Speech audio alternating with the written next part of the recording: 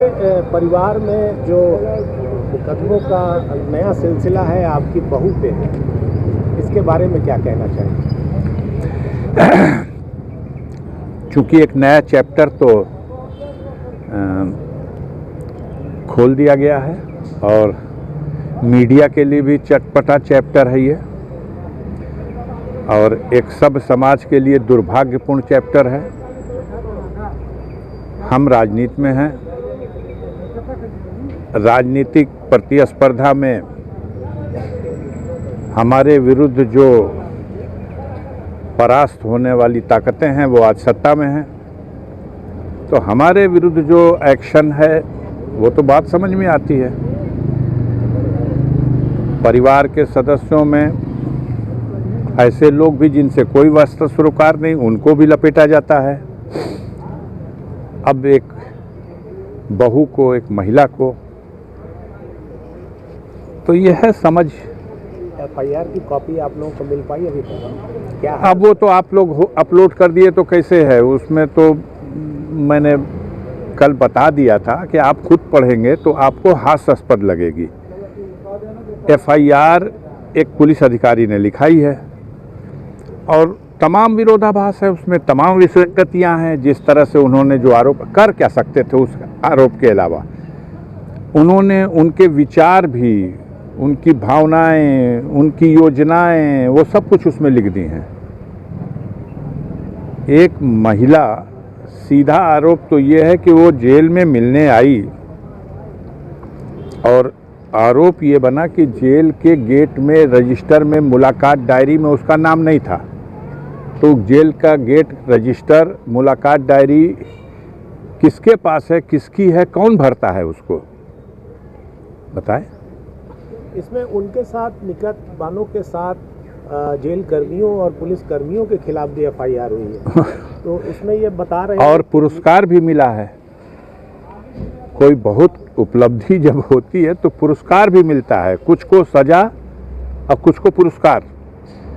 ये संकेत है, साइलेंट संकेत है इस बात के लिए कि लीक से हट करके जिस तरह की उनके विरुद्ध कार्रवाई की जाएगी तो पुरस्कार मिलेगा। अब कितना हास्यास्पद है,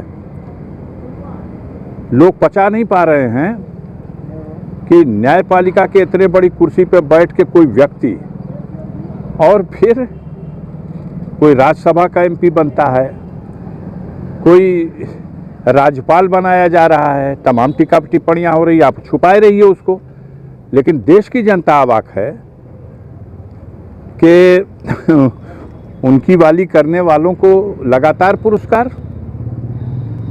और उनके कुकर्मों में साथ न देने वालों को लगातार सजा।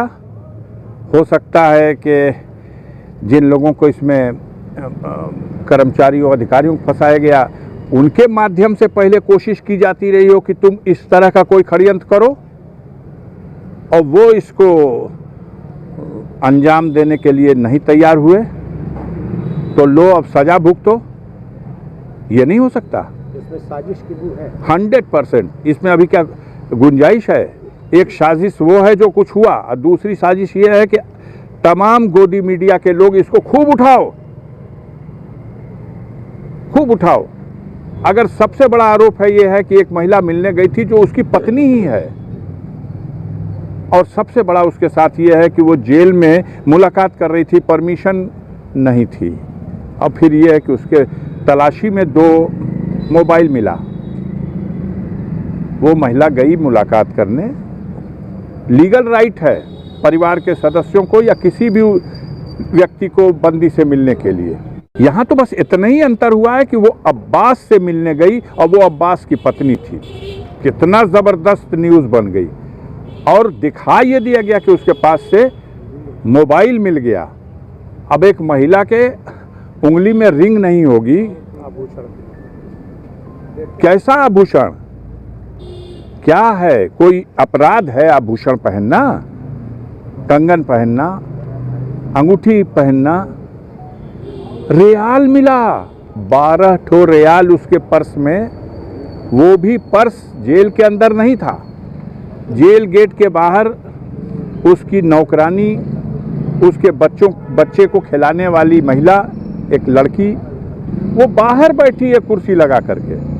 ड्राइवर गाड़ी में बैठा है, इंतजार कर रहा अपनी मालकिन का। मालकिन अंदर मिलने गई है और